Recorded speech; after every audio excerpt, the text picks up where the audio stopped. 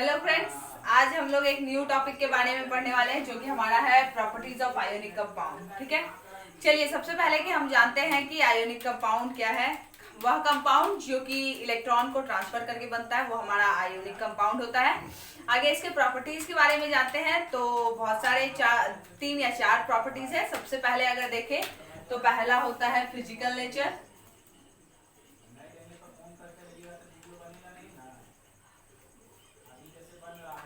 फिर दूसरा होता है हमारा सॉल्युबिलिटी,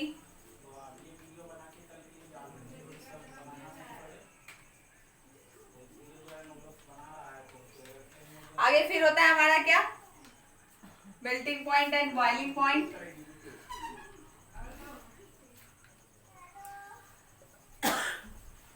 ठीक है, और लास्ट होता है conduction of electricity. Conduction of electricity,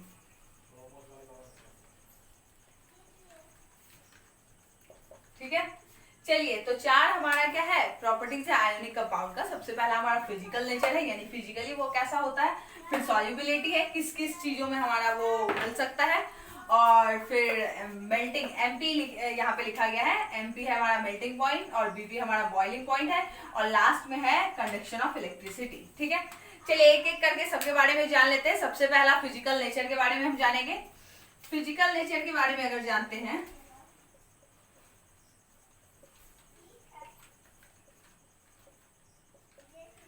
सबसे पहला जो हमारा आयोनिक कंपाउंड होता है वो हमारा हार्ड होता है। ठीक है, तो लिख लेते हैं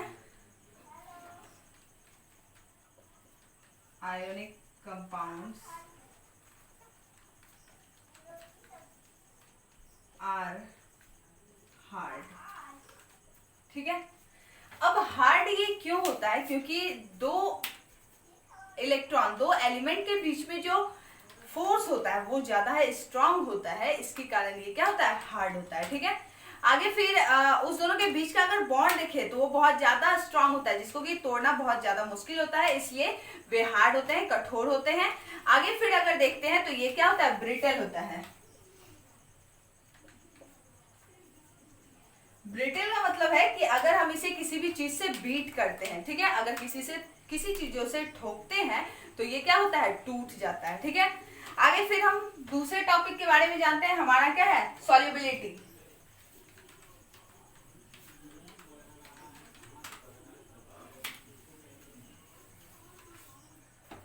सॉल्युबिलिटी अगर देखा जाए तो हमारा क्या होगा, सॉल्युबिलिटी। सबसे पहला आयोनिक कंपाउंड जो होता है वो वाटर में सॉल्युबल होता है। ठीक है, तो लिख लेंगे सॉल्युबल इन वाटर।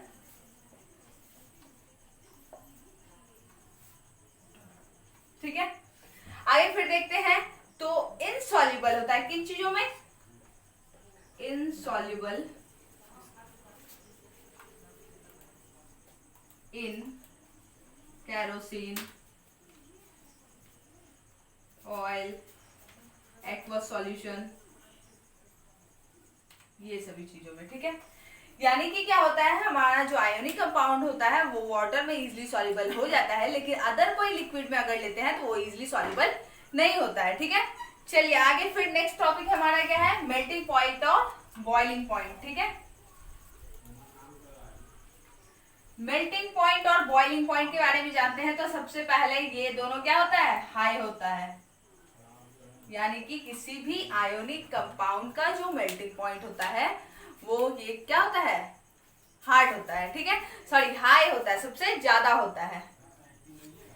चलिए तो तीसरे टॉपिक के बारे में जान रहे थे, वो हमारा मेल्टिंग और बॉइलिंग पॉइंट था। ये हाई होता है। ठीक है, हाई होता है जिसके कारण इसके बीच का, यानी किसी भी दो एलिमेंट के बीच का जो क्या होता है, फोर्स होता है, उसे तोड़ना या उसके बॉन्ड को तोड़ना ये बहुत ज्यादा ही मुश्किल होता है। ठीक है, फाइनली अगर लास्ट टॉपिक पे जाते हैं तो conduction of electricity. Conduction of electricity में क्या होता है कि आखिर आयोनिक कंपाउंड जो है वो हमारा इलेक्ट्रिसिटी कंडक्ट करता है या नहीं। ठीक है, तो सबसे पहले जान लेते हैं कि इलेक्ट्रिसिटी कंडक्ट करता है या नहीं। तो कंडक्ट करता है, लेकिन कौन कौन से स्टेट पे, तो तीन हमारा जो नॉर्मली अगर सॉलिड स्टेट में देखें तो ये नहीं कर पाता है, यानी कि आयोनिक कंपाउंड सॉलिड स्टेट में जो होते हैं इलेक्ट्रिसिटी पास नहीं कर पाते हैं। क्यों नहीं करते हैं?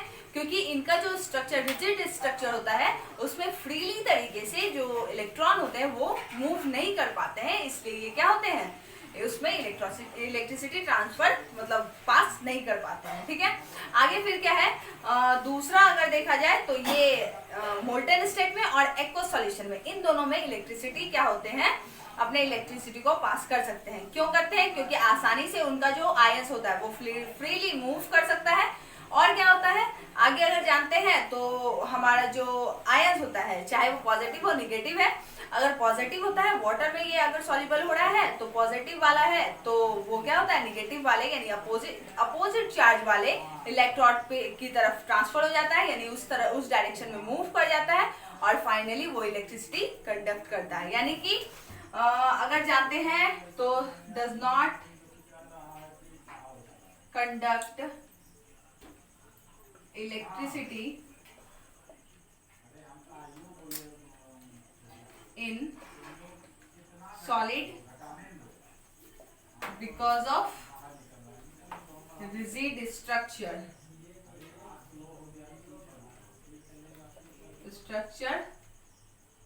so the ions cannot move freely। ठीक है, यानी कि सॉलिड वाले स्टेट में जो होते हैं वो इलेक्ट्रिसिटी कंडक्ट नहीं करते हैं। इसलिए नहीं करते हैं क्योंकि वो क्या होते हैं, उनमें जो इलेक्ट्रॉन होता है या आयंस होता है वो फ्रीली मूव नहीं कर पाता है। ठीक है, और उसके बाद इलेक्ट्रिसिटी कंडक्ट अगर करता भी है तो किन में करता है, एक्वस सॉल्यूशन में करता है और दूसरा मोल्टेन स्टेट में करता है। ठीक है, चलिए आज एक दो सम और कर लेते हैं इस चैप्टर पे जो भी क्वेश्चन है वो 2-3 क्वेश्चन आज कर लेते हैं हम लोग।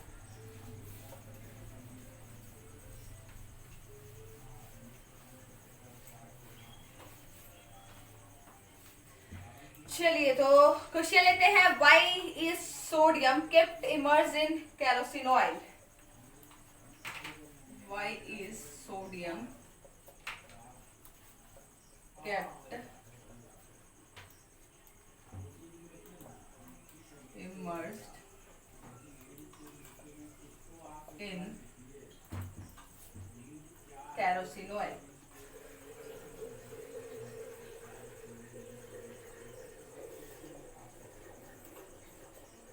चलिए तो फर्स्ट क्वेश्चन हमारा है क्या कि why sodium kept immersed in kerosene oil, ऐसा क्यों होता है, सोडियम को केरोसिन ऑयल में आखिर क्यों रखा जाता है?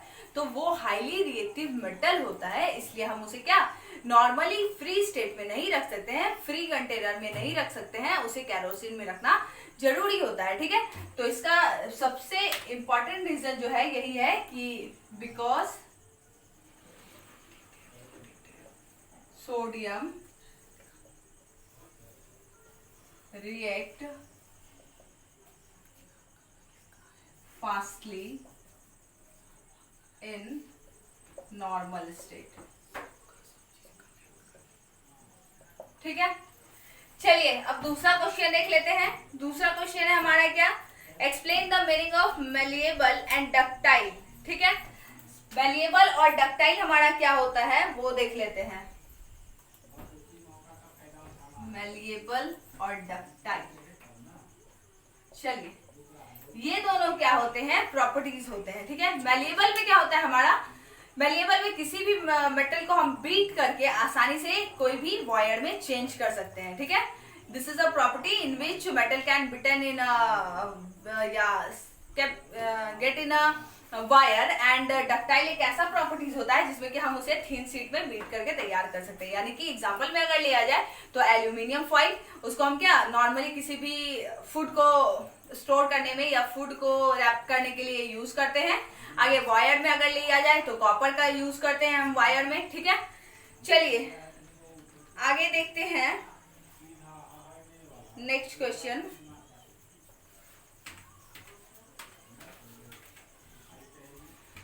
नेक्स्ट क्वेश्चन देखते हैं हमारा, give an example of a metal which is liquid at room temperature.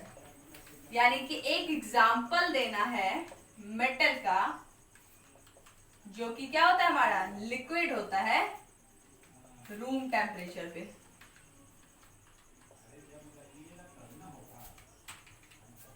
चलिए ये बहुत बेसिक सवाल है जो कि क्लास 8 से ही पढ़ते आ रहे हैं, ठीक है। तो ये इसमें यही दिया हुआ है कि कौन सा ऐसा मेटल है जो कि रूम टेम्परेचर पे क्या होगा, लिक्विड होगा। तो नॉर्मली इसका आंसर एक वर्ड में मरकरी होगा, ठीक है। चलिए नेक्स्ट क्वेश्चन देखते हैं।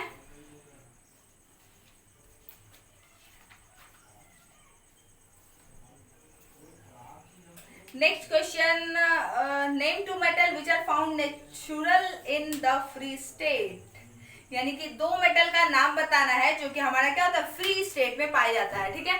तो अगर इस क्वेश्चन का जवाब हम देते हैं तो गोल्ड होगा और प्लेटिनम। यानी इसका बेसिक सवाल है, एमसीक्यू सब में पूछा जा सकता है कि कौन सा ऐसा मेटल है जो कि फ्री स्टेट में पाया जाता है। तो गोल्ड और प्लेटिनम है हमारा, ठीक है। चलिए आज के लिए इतना ही, बाकी नेक्स्ट वीडियो में